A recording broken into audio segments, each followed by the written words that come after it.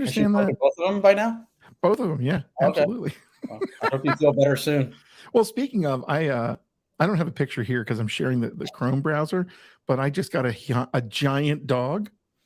Oh, you ended up okay. Is it a rescue Oh my or? God, he's a rescue, yeah, but he's 100 and so he clocked in at 113 pounds when we first got him. I think that he was tiptoeing when he got on the scale the last time. He was 103. Does he have a saddle?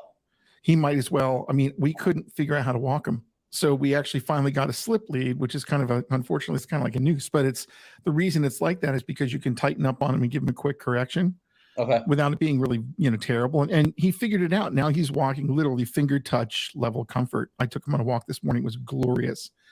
Sweet guy. His name is Bear because he sounds just like a bear. Oh, that's awesome. Is he young? About a year and a half. Went to Providence Animal Shelter in Media, Pennsylvania, where we've gotten all of our dogs in the last 15 years. And so he looks at the Boston, and the Boston Bull Terrier, who's tiny, looks at him. They start playing. And originally, he was throwing the Boston around. The Boston figured I could bite his legs. So it's the funniest thing in the world. This little tiny Boston is getting, oh. Wow. Shout out to Providence Animal Shelter. That's awesome. Yeah, it's a great place. Anyway, that was my way of getting the feed synchronized. So hi, everybody. Welcome to a Tech Chat Tuesday. I thought you just like talking to me, Ken. I do love talking to you, Sujan. I missed you for the last week. Yeah. So anyway, so welcome to 2023. This is the Tech Chat Tuesday, the inaugural one for the year. I'm Ken Rimple. Sujan Kapadia. And we are here to talk tech stuff. First things first, though. We always talk about this on the show. And so if you're new to the show, you have no idea what I'm about to say. But first of all, we've been running this conference called Emerging Technologies for the Enterprise, or Philly ETE, or Philly Emerging Tech, whatever you want to call it, for 17 years now. This is our 17th year. Can you believe that? Wow. It's almost 8. Wow. That's insane. It is as old as my oldest daughter, Chena.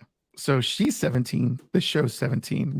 Anyway, this thing is a great conference. We've been hosting it for years. We curate it ourselves. We have our own committees. We bring in people from the Philadelphia and also national area to help us out on suggestions and run it. And we are now going to have our 17th year in 2023. It's April 11th and 12th. And so right now we've opened the website up, thanks to Becca, our engineer on the show here, and also just fantastic content person for us. So it is the 11th and 12th of April. It's going to be actually a hybrid situation. We want to go live. So what we're doing is we're kind of towing into live again with a slightly smaller venue just because it's more manageable.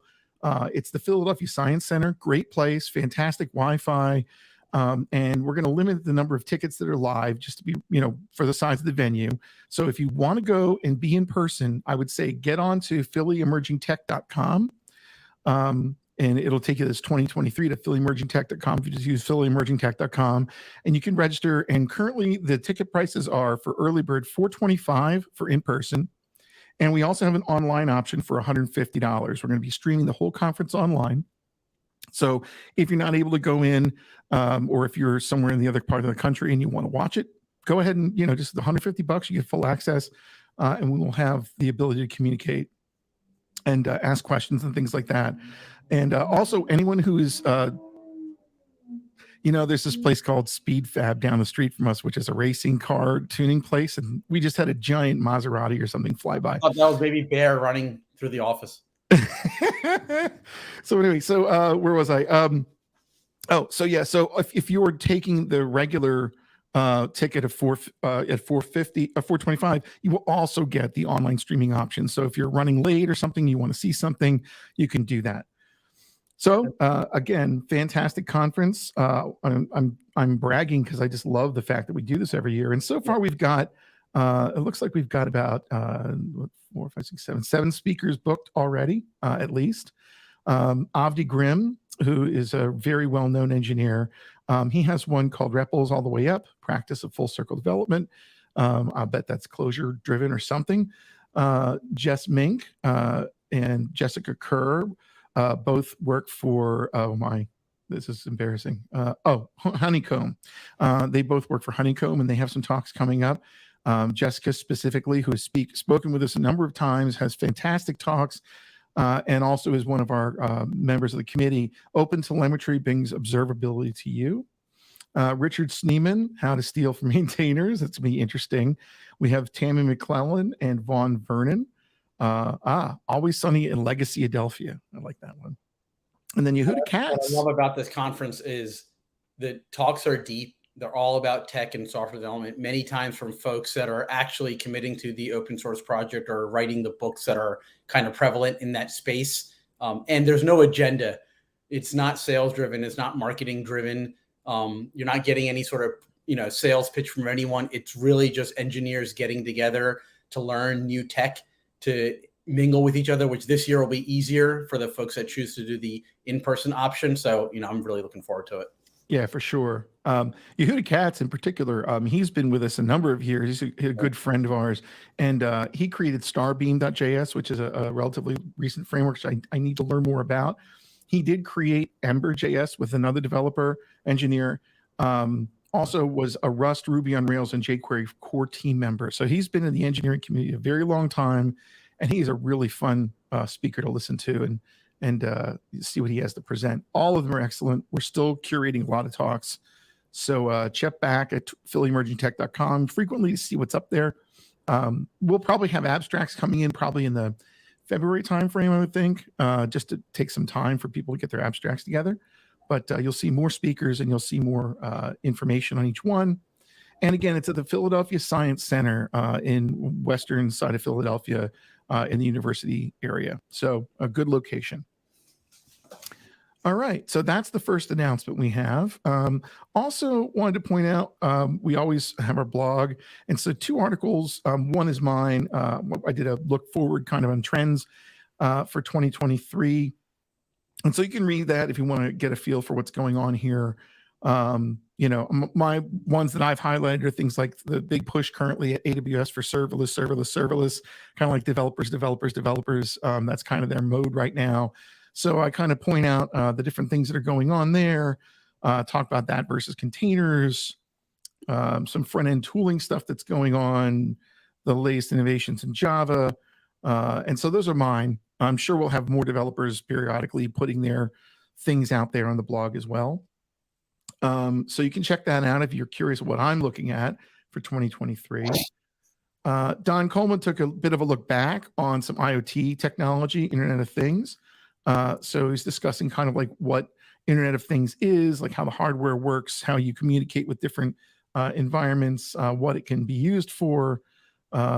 And so that's an interesting little kind of view into what kind of engineering he's been doing at Chariot and teams that he's worked with have been doing with IoT sensors. And then just check here periodically, chariotsolutions.com. You go to resources blog, and there's where that stuff is. All right. And then we also have, I forgot to put the video up. So the next thing is the video. YouTube.com/ChariotSolutions. It's just a plug for free video for you. No registration required. If you go to YouTube Chariot Solutions, you will see a bunch of different playlists. We'll go to playlists here. The most recent show we had was Tech Training for Women, a guided tour of Full Stack. And so in that one, in that one, I'm playing it now. There we go. There, view the full playlist. So that's a 5-session conference that kind of goes through, design principles, some popular front-end frameworks, best practices in modern web development from our own Hannah Pinkos, basics of RESTful APIs and DevOps for developers. That's a recent show that we had that might be interesting to you. We also had all of Philly ETE 2022 all the way back to like 2011, I think. And so there's all the conference sessions from that conference to give you a taste of what we do at every one of our ETE conferences. Every single talk, fully live for you to view. And so you can enjoy that and get a feel for the kind of content that we curate there, along with a lot of other things as well. So anyway, check out youtube.com/ChariotSolutions, and you'll be able to see what we're up to on video. All right, so with all that said, let's go into some of the latest articles here. So we'll start off with Keith Gregory. Now, he posted this on blog.katygregory.com. Sometimes he puts things up there as well.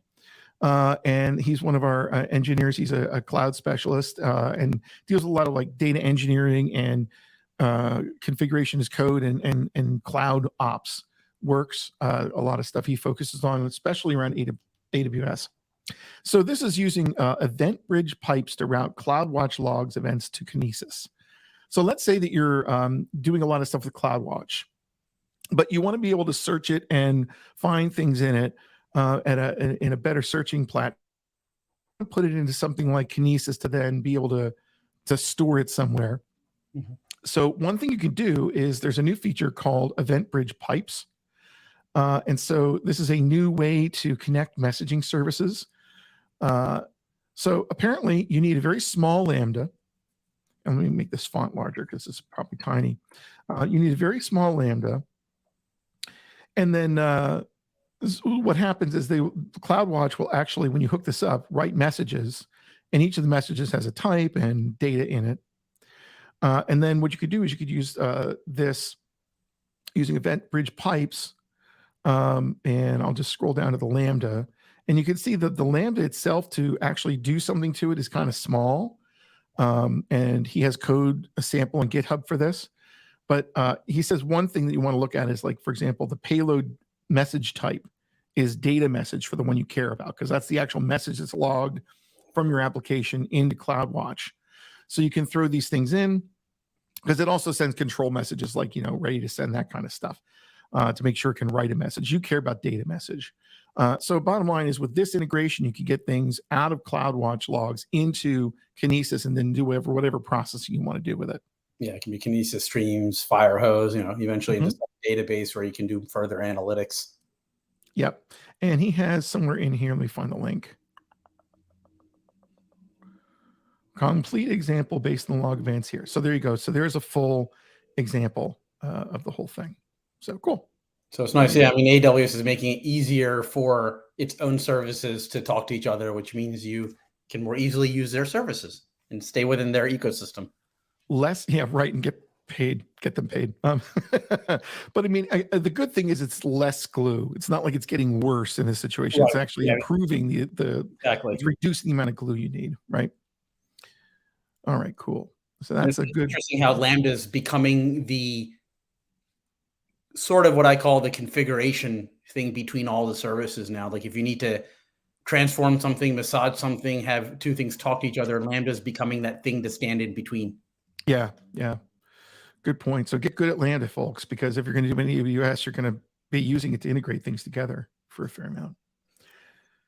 All right. So while we were kind of on the break from the podcast over December, because vacations and everything else and getting busy, this blog post showed up from Vicky Boykus. I was hoping that you would talk about this right after that. Yeah. Speaking of, right. I've never read her blog. I know she's Dan Boykas's wife, I believe. Yeah. Very prolific writer. Good to know. So VickyBoykus.com. I do like this title. It's called The Cloudy Layers of Modern Day Programming. And what she's realizing more and more is basically that modern software development, especially if you're dealing with things that are in the cloud, you spend most of your days moving configuration between two things or three things or five things or whatever, where you're spending time wiring things together and integrating them. And that each integration is different and each type of skill is kind of different than the other. So, this little quote here from this blog post she references, which is also a good read, is the situation of putting together jigsaw puzzles with hammers, scissors, and tape instead of having finely crafted pieces that are designed to fit together. I realize now that we need to label this properly. It's managed vendor stuff ops, as a friend calls it. Yeah, I love that. Vendor ops. You're hired to tend to the vendor's stuff. And that's what we mostly do these days, at least at the beginnings of a project, right? You're spending a fair amount of time wiring everything together and making things communicate, and you're doing a lot of the coercing of it. Yeah, I mean, there's a lot of problem solving going on. There's a lot of complexity still. It's that where you map your problem solution to now is different, because it's like, hey, I'm going to use this, and this, and I got to figure out how they all talk to each other and what magic incantation of configuration do I need to make sure they're all happy. So I feel that a lot of the article, like, kind of hits those points of like things are a lot more complex than they used to be. She talks about local development is much more difficult now. You can't just download something and locally run it. You end up having to like connect to something out in the cloud or add for other services. So it's very, very difficult to just have a pristine local environment to do things, which I do hope we can find ways to get back to that. That is the biggest gripe I hear from consultants and other people in general is like, well, if I want to develop this or test it out, I need an account here. I need an account here. I have to upload this here. I have to wait for this thing to trigger and run. So it's the feedback cycle is a lot longer. And I think her article, either she or an article she points to, makes a point about not everyone's privileged to be able to spend the money needed to run these workloads in a development testing environment on the cloud. So a lot of people get left out of this purely because they can't afford the pay-as-you-go model. It's very true. And there's another article that's going to relate to this that it kind of comes up with the costing issues, right? There's an interesting quote, Donald Knuth, very, very famous old head programmer. He said, there's a change. I'm really worried about the way a lot of programming goes today and isn't any fun because it's just plugging in magic incantations. Where you got that from? Combine someone else's software and start it up. Down at the bottom, the kick it now is after you've done your boring work, then all of a sudden you get a great image, but the work didn't used to be boring. I remember years that went by where we would do things like think about well-crafted software they were monoliths, let's say. But we were building like things that were well-layered, well-structured software. And we were thinking a lot about like, what's the surface area of this API? How can we reuse things best? How can we, reduce the number of connections between things? Because we were writing everything. But this API is a service mechanism of doing things, right? This microservice way of doing things has kind of exploded the amount of work we have to do. And that's boring work that we have to do, unfortunately. I mostly agree with that. I mean, I think, but then I also think of just like age and like, okay, when I was much, much younger and like, there was this just, I guess like, programming was awe inspiring. It still is, but there was a lot of like mystery and magic and like, wow, I just did this thing and I had never done it before. So it was brand new to me and I solved it. Wow, this is so cool. Versus now where we may be still doing a lot of interesting things, but they're problems we've solved before potentially. So that initial burst of joy or like, hey, wow, I've unwrapped this gift for the first time, that is not there anymore. So I wonder how much of his quote is like colored by age versus, because if I take a young programmer now who's growing up with the cloud, I don't think they'd say like, oh, this is boring. Like it's new to them. They probably have the same type of feelings and emotion we did when we got into programming. So I don't agree with that part of it. Yeah, I understand where you're coming from. And you get off my lawn right now, you kids. Yeah, exactly. I'm slamming my door. So yeah, I totally hear where you're coming from on that.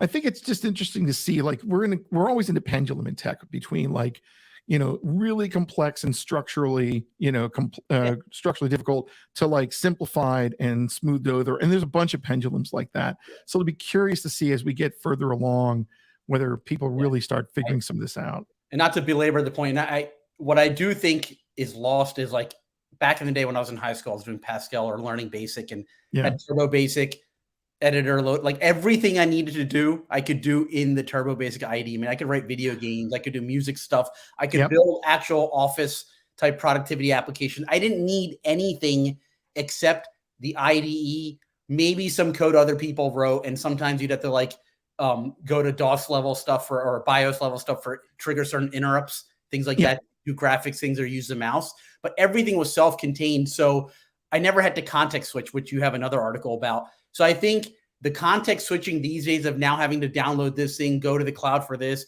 check this out, run this container set, that internal context switching reduces the joy. That's right. That's right. Speaking of, oh, wait, no, let's not go there yet. I actually moved my mouse to the wrong place. No, this is fine. We could do that. Let's talk about context switching. So speaking of, this is just someone, Ryan Siemens, and it's from 2019, but it kind of resonated with me, is that people get spread so thin these days. Again, exactly to your point, where there's so many pieces to have to think about. To the point, by the way, that I'm working on a training class that I'll probably have some at least seminars. It's internal to begin, but at least some seminars and videos around like full stack ECS, full stack container driven application development in the cloud, Elastic Container Service. And the reason I did that was because I wanted to be able to reduce the context switching and have people develop locally. And so looking at this thing, like just between projects you're task switching with and what have you, or even just in the middle of a project switching between technologies, we're having a lot of cost wasted because of context switch time, like getting your brain ready to deal with the next thing you're thinking about. And, I think as people who manage a company and run the side of the company, we have a lot of small tasks we switch between just to keep things floating and keep things going. But as a developer, if you're sitting down trying to solve problems, there are a lot of things that are really time wasting. Hold on a second here. Oh, I knew it. I knew I would get this. Continue reading. Thank you. So, for example, the ones that he mentions here, obviously mentally getting back into a project, or here's my favorite one. This is my guilt. Too many tabs open your browser and programs open the desktop. Or how about this? Like too many windows of Chrome tabs open at the same time. Notifications is a big one, like email, text, mobile, just way too many things going on. Yeah. Ping developers for updates or quick, hey, can we chat? They're my favorites. And I do this to people too. And I feel guilty every time. Hey, do you have a minute? And it's like, bing. Oh, crap. Now I forgot what I was working on. Point being, though, if I scroll all the way down to the payoff of this, where is it? Darn it. There was a great image in here. There it is. Is if you have a single task to work on, obviously there's no context switching besides I need a break. I'm going to get up and go to the bathroom and do whatever. The minute you start dealing with two tasks, of course, now you got a context switch each time that you're switching tasks. It magnifies. And so if you have, let's say, 5 different projects you're flipping between, you could be like completely thrown off for half at least of your day, if not 2/3 of your day, just trying to get into gear for what you're working on. So I think it behooves us as engineering leaders to think a lot about the people that we work with, to try to make sure that we're not doing too many things to make them have to switch between too many tasks. Yeah. I think that's the hallmark of a great engineering leader. Absolutely. Just get out of the way, make sure that they get what they need to get things done, and make sure they're not getting fragmented across way too many things, because it's ultimately hurting productivity and costing the client more if you do it that way, or taking more resources to do something it could take less if you really thought through it. I also think, generally speaking, like this applies to a lot of things in life these days, because we're surrounded by technology with our smartphones and everything. And I think, this is a product of ourselves. This is a product of us wanting things fast. We want things from Amazon in less than 2 days now. We want even Prime 1-day ship. Like, we just want things immediately on demand all the time. We have to know where our kids are 24 hours a day. Very different than when I was growing up. Like, and I can't imagine not knowing where my daughter is now. It's like, I need to know every second where she's located on Earth. So I wish the cat's out of the bag now. I always struggle, and I thought a lot about this during the holidays and New Year's resolutions. Not to go on a tangent, it's like, how do I go back to kind of the way, a little bit towards the way I was living in the 80s? Is it even possible now that this proverbial cat's out of the bag, to ever go the other way? And I think this article and everything, it kind of touches upon. I think it's really difficult, and we are the ones that are causing this. We're driving our own selves to distraction, right? And the distraction is killing our ability to get things done. Yeah. So for sure. So just remember that if you're trying to do 5 things at once, step back, see if it's possible for you to focus for a longer period of time on one thing at a time, because multitasking is an illusion. Yeah. And learn how to effectively say no. There's a great book called The Power of a Positive No that I urge you to pick up if you have a hard time with this. Power of a Positive No. It's a fantastic book. That's exactly the right thing. It's like, look, I would love to do this. I've got these 5 things to do. You tell me what the priority is, because I can't get it all done. Right. And if I do them all at once, and I need to spend bulks of time on a single task to get something furthered in that task. Oh, and of course, like we talk about this all the time, block your calendar out. Block your calendar out for work time so that you don't get interrupted by people, and turn on those interruption things and say, look, I'm doing some deep work right now. Absolutely. Isn't that another book, Deep Work? I think it is another pretty good one from what I remember. Yeah, that cool. is a good one. All right, now that we solved the world's problems, at least in software engineering, let's talk about this illusion, I feel like Doug Henning, illusion of development environments in the cloud. They're a half-baked solution. Now, this is an interesting blog article, and Minikelis.com, Mikenikelis.com. I'm sorry, I'm ruining your name, sir. Let's see, who are you? I'm Mike. This is where I read the point about the pay-as-you-go thing. Yeah. So good. I mean, this is such a great, of course, now I lost the article. This is such a great blog post, in my opinion. So a couple things here. Like, if we just look at the takeaways, these are great. Yeah, we've had development environments in the cloud for years. I personally, this is me, this is old man Ken speaking again, but I find most development environments in the cloud are kind of toys or infuriating to work with because of things like latency, things like the fact that they're down when you need them, the fact that like they may be buggy, they might not give you enough stuff that you need. So yeah, they've been around forever. You may have to use them. Like, you might be using a Jupyter notebook in the cloud to hack around stuff. I guess that's fine. And of course, you can test your lambdas in the cloud and things like that, and you play with them. Sure, that's good. But look, the service availability of something in the cloud is never going to match localhost, right? Yeah. So if you've got a team of developers working in the cloud, and let's say there's 7 of them in the whole team, what do you need, right? Well, let's say it's an AWS solution, and maybe you're doing some Cloud9 thing. You're going to need 9 Cloud9 instances. So you're going to pay for all 9 of those, right? All the time you're using them. What if one of your developers is overseas? US East 1's not going to be very fast in terms of latency for someone typing, somewhere overseas in, some European country, or, in Japan or someplace. So, does it make sense to use cloud environments for everything? Quick answer is it doesn't always. You may be stuck with them. You may have to deal with them in certain cases. But, for example, the cloud's unavailable, you don't work, right? That's kind of the stuff. Here's some of the tenets of the article that I really liked. And we mentioned speed, right? Like, how fast, how latent is the response? If you're taking every keystroke because you're virtualizing an operating environment, an operating system, well, that means every keystroke goes across the network.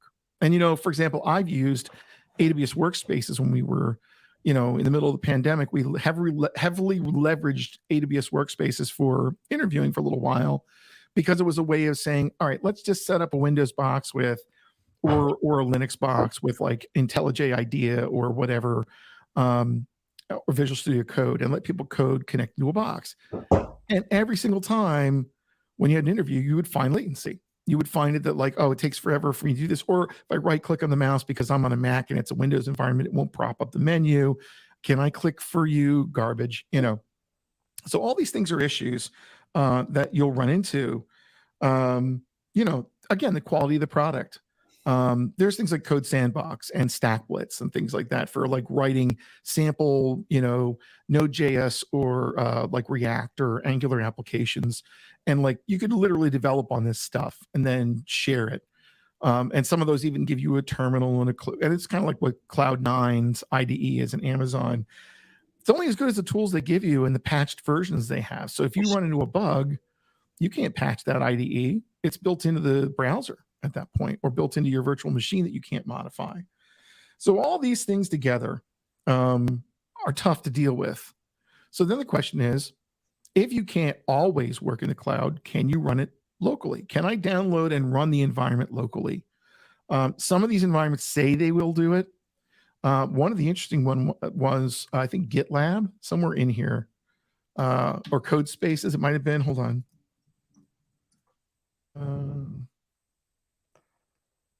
Yeah, I think it was Code Spaces. Code Spaces, I think it was. So, for example, like product quality, like there were over 100 bugs reported per month in Gitpod for July, August, September, October, November of 2022, and 30% of the reported bugs were left open.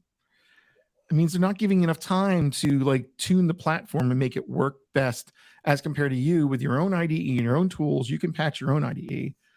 Now, given you might screw up your IDE, so it requires you to be good at dealing with tooling, but most developers get pretty good at tooling because they want to be able to develop things. They want to be able to run things on their computers. So, if you're developing locally, as it says in here in the article, the product quality, you care about your laptop's hardware, your operating system, your terminal, and your editor. But if the whole environment's in the cloud, well, then you're locked in with a software as a service provider, and you're locked into the services they have and the way you configure them, etc. And this is really interesting. As of June 2022, Gitpod had 0 people dedicated to QA. In December 2022, there were still no open positions for this role. Wow. You know, and not to bash Gitpod, but this is the challenge of writing something that's supposed to be universally used across the world, or wherever their regions are they support, and giving people desktop development software. It may not be as good, and you have to pay for it. So an interesting article to read. If you're looking at development environments, I encourage you to read this article. Mike Nichols is that, now I can actually say his name because I knew the name was Mike. So anyway, it's really good in here. There's a lot of good things to think about. The point he's making is, if you can run development on containers, for example, in fact, there's a thing called dev containers. It's a movement out there for like building containers with development software built into them, and you can then run them locally or close to you in an edge network. So that's a good thing. Run it as locally as possible. If you can run it localhost, great. You may give up some of the features that this environment has, like code sharing, you know, like pair programming and things. If you run them in the edge network, you might get that. If you don't, you might not. But, you know, sometimes you just need to sit down and work on code and you're on train, you know, or you're at home middle of the night and your internet goes down and you want to work on something and you're stuck. Now, it sounds crazy. Why would you do that? Because you're on a deadline. But, you know, you want to be able to do that and run locally, and also run as close to you as possible. So just an interesting thing to think about. And this is where I've been spending a lot of my time, like thinking about the last 4 projects I've done where they've all been container driven. They've all used relational databases that we could run in RDS in the cloud, and we can run the containers in ECS in the cloud, or Kubernetes if you really want to get crazy. And we could do that. And any API calls we could do from the Amazon's, you know, JavaScript API, and you can run them across the network. So for example, if you're going to do, I don't know, if you're going to do like S3 file storage manipulation, you can run that from an app server running on your desktop, because it's just a service with an endpoint. You don't have to run some proprietary, well, it is proprietary, but you don't have to run something that you could only run in the cloud at that point. You can just run the SDK client from your client side. So you can still run locally. It's a good way to think about development, in my opinion, because it lets you A, run locally, B, be able to run in the cloud to kind of shake it down. And you're saving cost when you're running most everything locally. In fact, the database can just be a Docker container. Exactly. So anyway, think about that. Very good thing to read through if you're thinking about doing things using, you know, like cloud environments, development environments in the cloud. Just consider that, like, you know, if you end up doing implementation completely in the cloud, then you're beholden to the cloud and to the provider and the vendor for everything. But if you can run it locally, you can get stuff done and save money in the process. And also developer productivity, because I find waiting for cloud environments to synchronize up and deal with things, you know, you can run things locally in fractions of a second, fire them up again, get started, change the code, deploy the code, because it's an application in a container. So there we go. It's very daunting these days, and that's probably the number one complaint. I should say, I mean, I think complaint's the wrong word. It's the number one gripe or criticism, around just day-to-day development these days, is you just can't fire up something locally or check out one project and just look at that to understand everything you need to understand. That's true. And what I'm talking about specifically is apps we've written for the sole purpose of being containerized, right? In an enterprise, you don't get the choice, right? You find out that, oh, we're using, you know, Spark on this particular cloud instance, and that's where you've got to do it. So everything I said is contextualized to like writing an app from scratch that we were writing for the sole purposes of, you know, putting something in the cloud ultimately, but that we could develop it locally. If you can, it's a good way to work. But if you can't, these are some of the reasons, and these are some of the things to consider. Which, you know, makes me wonder, like when you're starting out a project on the cloud, you know, how much initial like skeleton do you put together so that it's easy to like see, you know, if you have the basic scaffolding up, then hopefully that would reduce that feedback cycle. And then it's easy to see things from end to end and make little tweaks. But it's that initial scaffolding, which could be a lot of the work, because there are a lot of moving parts. So I guess that's where, it pays to have someone really knowledgeable about services, the architecture, the networking, how to put that scaffolding together so you can focus on the logic. And potentially you really need it, because we're having that debate now, right? At Chariot, we're actually beating up that, like, how do we accelerate that startup process? Exactly. And some of that stuff will rust over time. Or better things will come along that you want to factor in. And that every one of the 4 projects I've had has had a take on the last one, because we've had better things to work with. Yeah. See, that's. Oh, sorry. Go ahead. No, that's it. Go ahead. That's where I see, hopefully, the longer term value. Like, you're seeing AI now and GitHub Copilot and Chat GPT and these other things. Like, okay, can AI even? I don't want AI to write my fun stuff for me. That would just suck.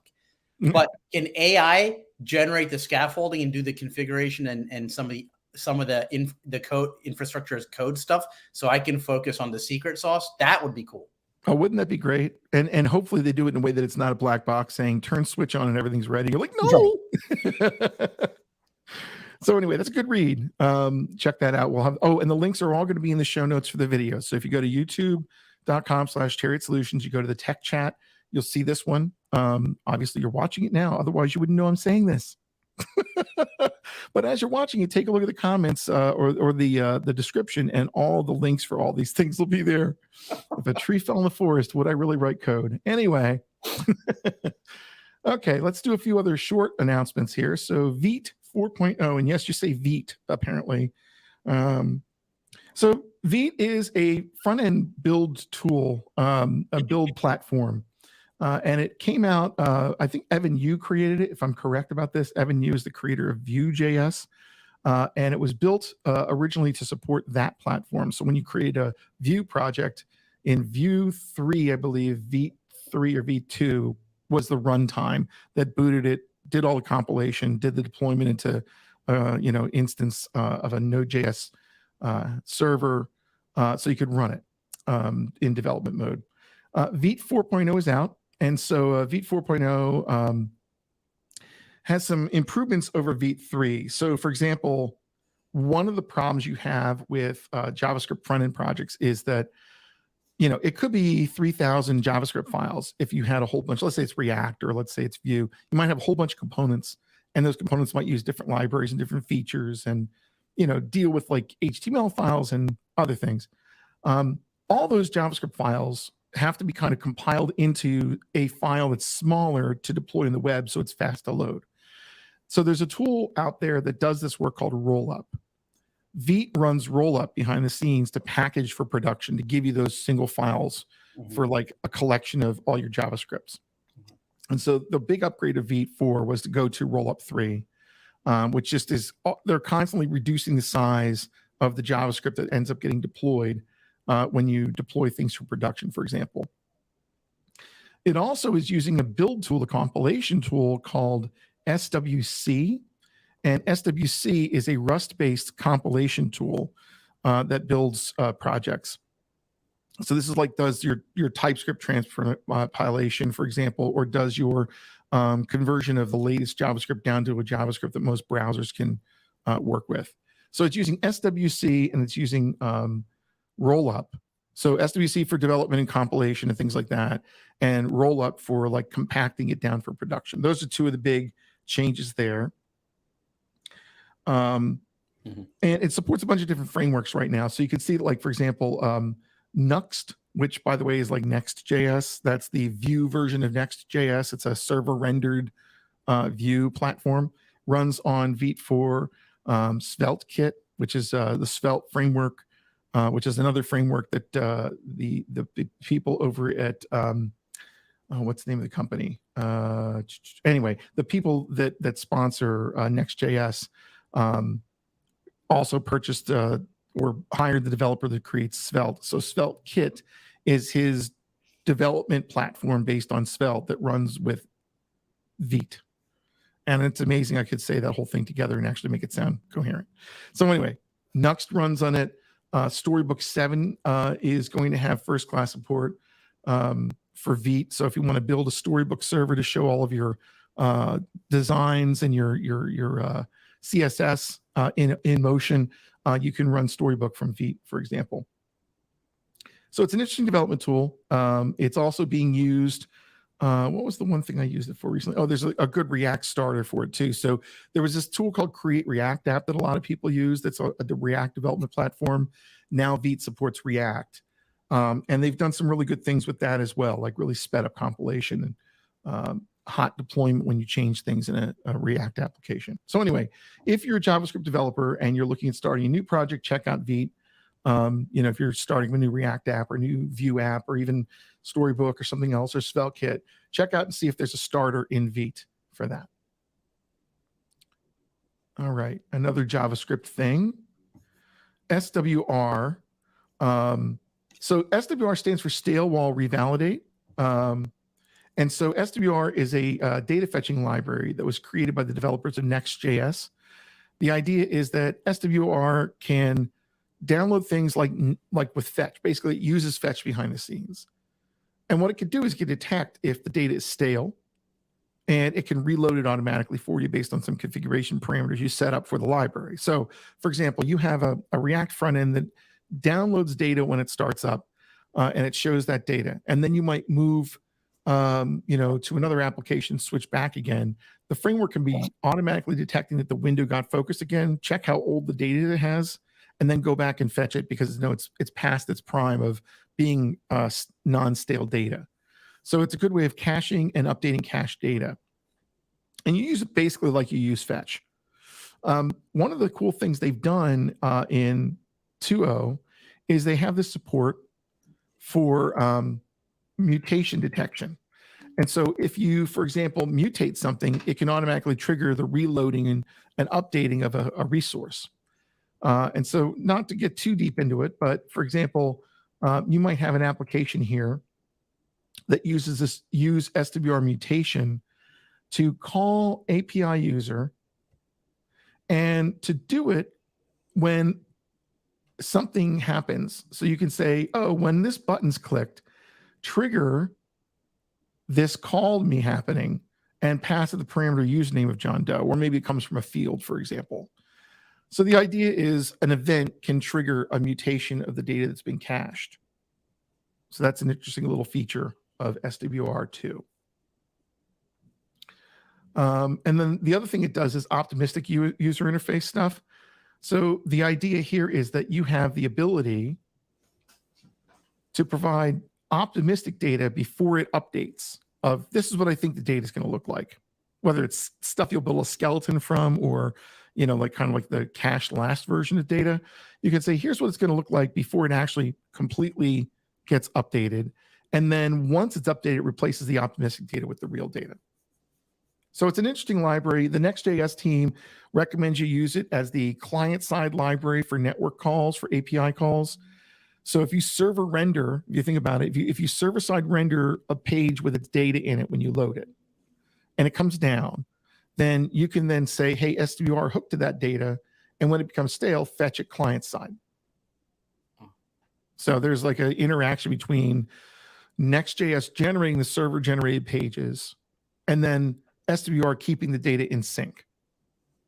When you say data, can you elaborate? Like, do you mean the page, a portion of the page and everything that supports that portion itself, or actually just data like hitting an API? Hitting an API, specifically like hitting an API. So the idea is maybe you have an endpoint that you hit that gets a list of items. Yeah. And then you want to say that this list of items is stale after 15 minutes. It will automatically refetch if you want it to. Gotcha. Or if you switch between tabs and it comes back and says, oh, this is stale now. It's been over covered by something, reload it. And now you've got this optimistic, view of the data. And you also have this ability to trigger it based on events. So it's kind of cool. Gotcha. So SWR is an interesting library. If you do a lot of stuff with fetch, you may want to check it out and see if it might give you some advantages, especially if you're using something like Next.js, or even you can use it with Remix or other things too. Okay, so SWR I can use independently of others. Okay. It's a separate library, just npm install it, and you can use it. Yeah, it's pretty cool. Awesome. Thank you. Mm-hmm. All right, so let's see. All right, I'm going to skip the DR one because I'm out of my depth in the disaster recovery one. But Amazon just had a whole bunch of updates. And in fact, we're going to get Keith Gregory on in a couple of weeks to talk about all the things that came out of reInvent this year, and some other things that have been kind of floating around because there's a lot of releases all the time on the AWS side. Turns out that RDS, which is their hosted database, specifically, by the way, this is the one thing that kind of makes me go about it, is that it's only for MySQL and a MariaDB. So I'm like, I need to see this in Postgres for me to be happy. But if you're a MariaDB or a MySQL person and you're using RDS for that, whether you're using serverless with Amazon Aurora or if you're using instances in regular Amazon RDS, you can now use blue-green deployments. So what that does is it sets it up so you have two production environments, a blue and a green production environment. And you can prep your green production environment while the blue one is active, flip over to it, and it will automatically make that the master, the current one. And then you can prep the green one for the next deployment and switch blue to green. There's a lot of platforms that are doing blue-green deployments these days just to be able to have an active and an updatable, non-active production environment you can swap in and out and then back off of. And so now this is Amazon taking a stab at this for RDS, which is interesting. And so imagine you have two different environments. One is like your current production and one's your next release. Now you can have a database cluster with both connections, both URLs, endpoints available for deployment to. One is active, one is ready to go, and it just swaps which one is production. Pretty cool.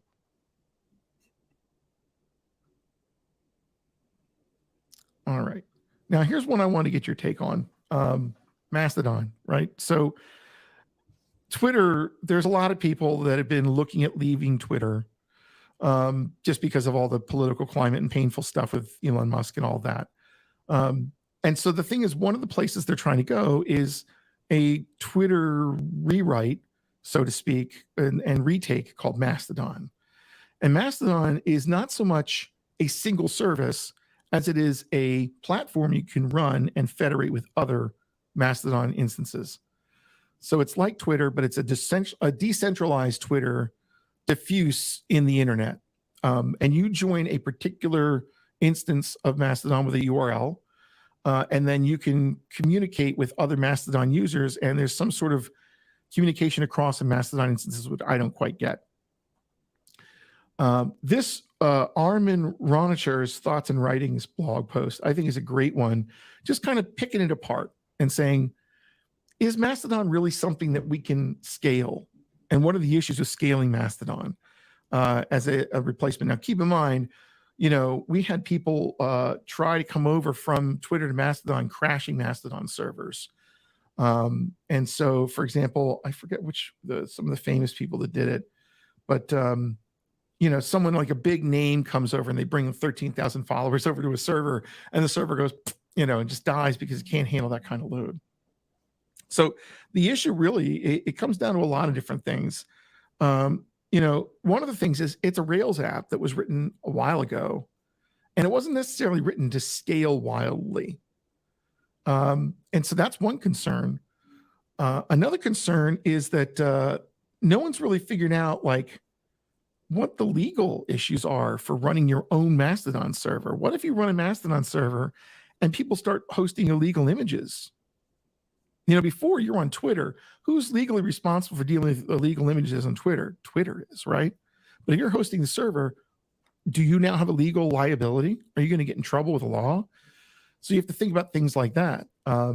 It's great to be altruistic and support serving, the greater good, like Hot Fuzz, the greater good. But what about the legal ramifications? And what about security? What if someone's trying to hack into it and they get into your server and then they steal things? Are you responsible for anything there? So that's an issue as well. Because it was written in Rails and because it uses a protocol, which is called ActivityPub, apparently, which is very chatty. The question is, how can you really scale that? So there's a person that's out there trying to do that now. We're actually talking to her. It's potential for maybe bringing her on for a talk. Who knows? But the service that she has, oh darn, I'm going to have to look it up. But anyway, it's one of these Mastodon servers, and so she hosts this, and she's been dealing with it on a rack. So she has a half rack in her house and she has a really fast connection and she's committed to running Mastodon server. So if I scroll down here a little bit, one of the issue is it's unpaid labor, right? Do you really have the time to spend the time making sure things are secure, to spend the time making sure things scale? Do you have the money to add more drives, to add more memory, to add more processing power, to beef up your internet connection? You're not Twitter. So how much can you really scale as a person hosting Mastodon? Right. Yeah. I mean, most people don't want to think about it's a non-starter for most people because you don't want to think about anything. Just want to use it. So this is like a small fraction of developers who either want to go into this because they want to learn how to like operate a server that has lots of clients on it. And they want some practical experience, or they're just altruistic and they want to see if they can help out the community. But I think it's a challenge. It's certainly a challenge. This writer had a really good point. Like he had hosted a paste bin for a while, but it turns out that his paste bin got hacked and there were illegal content being put up in the paste bin. And he had to shut it down. He says, even today, I still receive emails from users who beg me to take down paste of that software from other domains because people use it to host doxed content. I really try. I really had a hard time for a few weeks. I think I tried when I first discovered what my software ended up being used for. So that's just Pastebin, right? Now you consider it's an open chat system and that's a real issue. So anyway, it'll be interesting to see what happens long term with this. When I heard it was an old Rails app, I'm like kind of surprised, but it sounds like it might be difficult to do much to the existing Rails app without really, like any existing monolith, without really unpacking it and spending a lot of development time on it.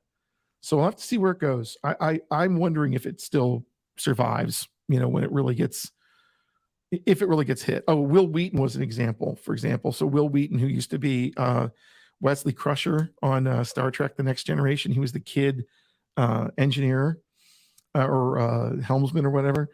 He came over to Mastodon, tried to, and it just outright failed, crashed on him because too many of his followers came over, and that was it.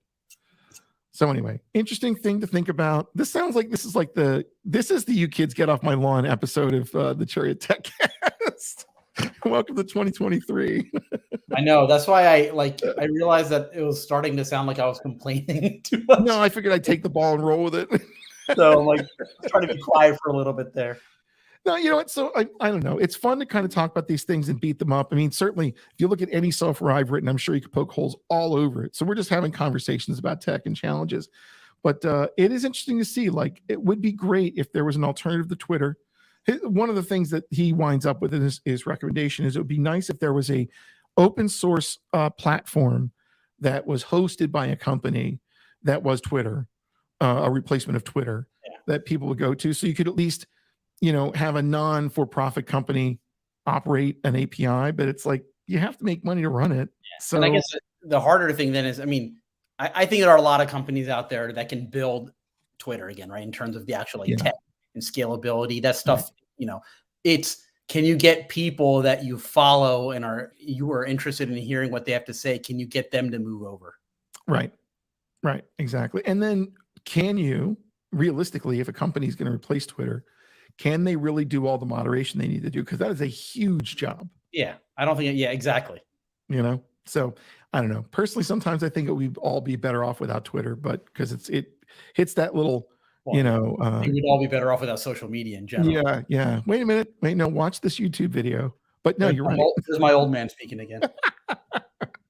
You may get more time back in your life if you're not watching Twitter and things like that. All right. Well, we were turning the TV on New Year's Day, and I think it put the news on or something, which we rarely do on TV these days. But anyway, it was on, and they were talking, like they had an hour-long segment, I forget the channel and program, about the evils of social media. And my daughter was listening to it too, and I just kept it on because she was listening. I'm like, maybe there's some stuff in here she'll learn by osmosis. Yeah. And I think it was in the vein of New Year's resolutions or things like that. But I mean, they made a very, very compelling argument against social media and what it's doing to society and people. And at the same time, you got to realize this is a news program. Social media is taking eyeballs away from people watching the news. So, in my opinion, their agenda is the internet and social media are destroying our ability to deliver news because no one watches it anymore. So yeah, we're going to say they're bad because we want people to come back to watch our news. It's that second order effect thing, right? Yeah. So like every new technology, everyone thinks it's going to completely replace the old, but we're still listening to radio. We're still watching TV. We're doing other things. It's a new media, but it certainly seems like we're spending a lot of time wasting time, even more than before. So like, I know, for example, I don't even watch TV anymore. I just sit and play my guitar because you know what? I can learn something. Yeah. Get a hobby, everyone. That's what I'm saying. All right, well, listen, we'll be back in about 2 weeks. If you have any comments, yeah, we're still on Twitter at TechCast, but also emails at techcastfeedback@chariotsolutions.com. We'd love to hear from you, and put comments in the YouTube channel. That'd be great as well. Yeah, so that's our first one of 2023. Register for Philly Emerging Tech. It's coming up. It's $450 a ticket right now in the early bird. PhillyEmergingTech.com. We'll get you there April 11th and 12th, 2023. One of the best shows I go to. I just love our speakers. All right. Thanks a lot. I will see you in 2 weeks. Take care, everyone. Hope you had a great holiday. See you.